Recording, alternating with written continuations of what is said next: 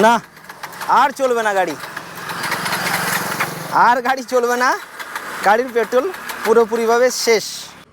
Mileage ছিল এখানে 403, এখন হয়েছে 56, মানে 53-54 কিলোমিটার গাড়ি কিন্তু আমার চলেছে।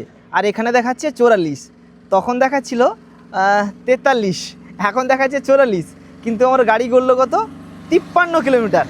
আমাদের কাছে আর একটা ছিল পেট্রোল, ঠিক আছে, আরও 1 লিটার আমরা নিয়েছিলাম, এটাও কিন্তু সেই প্রিমিয়াম।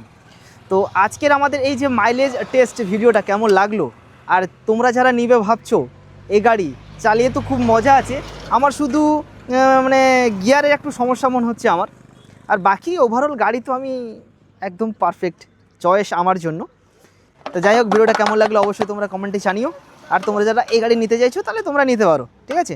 খুব ভালো গাড়ি, আমার তো এতদিন চালিয়ে ভালোই মনে হয়েছে, ঠিক আছে। এবার সম্পূর্ণ তোমাদের চয়েস, তোমরা নেবে কি নেবে না, ঠিক আছে। ভিডিওটা আমরা এখানে শেষ করছি, থ্যাংক ইউ।